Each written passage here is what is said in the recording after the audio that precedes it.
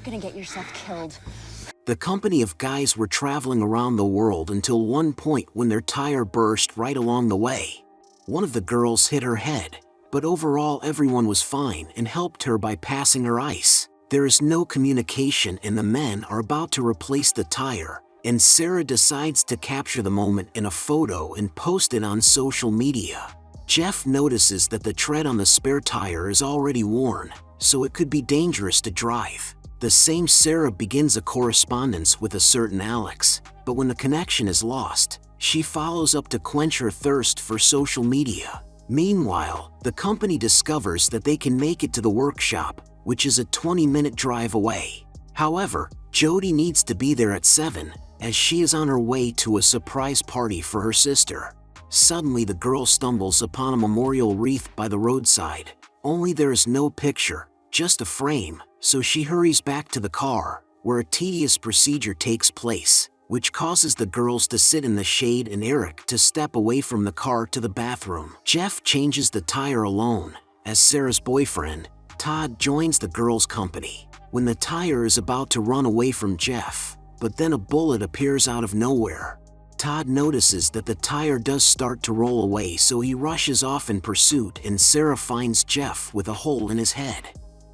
When the guys go out to see what happened, Sarah gets shot in the eye and then catches a fatal shot.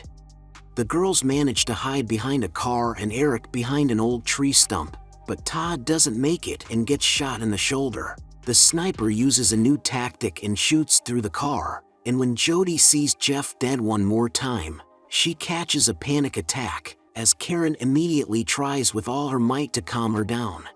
When there was a lull, it turned out that Karen was experienced with guns because she had been hunting with her grandfather in her youth.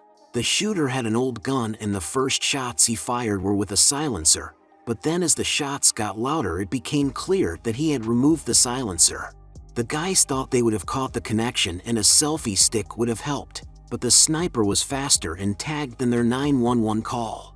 Attempts to get into the car also failed, but already when they thought it over, they made a dummy and tried to capture on video where the shots were coming from, while Todd still sneaks into the car and puts the keys in the ignition to roll the car out on the road later to get closer to the communication zone.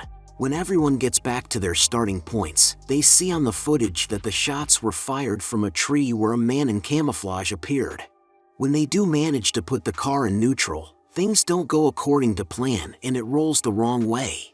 Jody falls and catches the panic attack again, and when Karen yells for Jody to run because the shooter is reloading, Eric also begins to act. But the strange thing is that the sniper wasn't shooting the girl, but the guy who gets 2 wounds to his leg, and when he tightens the wound, he immediately loses consciousness.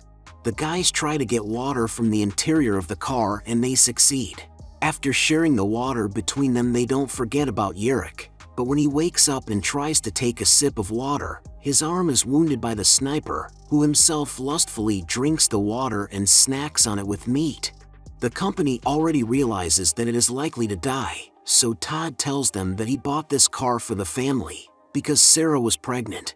They bought everything they needed for the children, but at the last minute baby died. Todd can't take that kind of heartache, so he boldly heads over to Sarah. And guess what? The sniper doesn't shoot. So he still manages to watch the way the wolf approaches Eric, but Todd sees the car in the distance, as immediately the sniper wakes up and forces Todd to die next to his girlfriend and chase the wolf away at the same time. The sniper hits the driver's arm and the car flips over. He kills the girl immediately, and Karen manages to shout to the man to call 911. The gunman shoots through the gas tank, but Karen asks Jody to keep quiet about it so that the man can at least start calling 911. An explosion occurs. The man is burned alive and Karen remembers that when the military is under fire, they throw smoke grenades underneath them so they can't be seen. So when night falls and the night vision mode is turned on, the girls cut pieces from the tires to throw them into the fire and thus make a smoke screen. Before the final outcome, they quench their thirst and write letters to their families, then set fire to the cabin and wait for more smoke to form.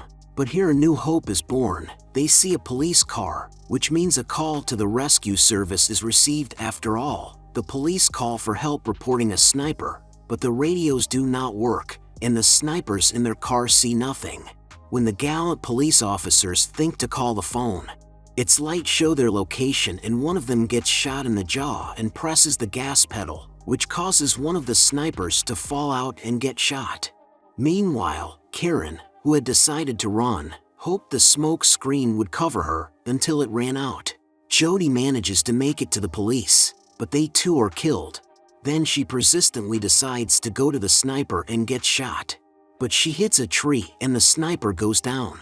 The girl manages to intercept the gun and shoot the sniper, after which she finishes him with the buttstock. But at one point the cartridge is loaded and the girl shoots herself in the neck and dies. Did you think that was the end? No! Please support the channel with your likes and subscribe. Our goal is 10,000 subscribers. We are trying very hard just to reduce your time in watching movies. Thank you so much for watching, and as always, I won't say goodbye.